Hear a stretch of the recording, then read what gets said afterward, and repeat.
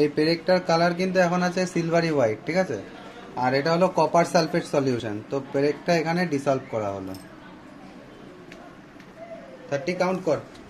1 2 3 4 5 6 7 8 9 10 11 12 13 14 15 16 17 18 19 20 21 22 23 24 25 26 27 28 29 30।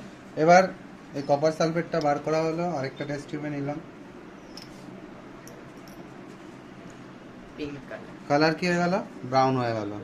এটার রিঅ্যাকশন হলো ZnSO4 plus Fe, ZnSO4 plus Fe, সেখান থেকে হয়ে গেল FeSO4 plus Zn, sorry FeSO4 plus Cu।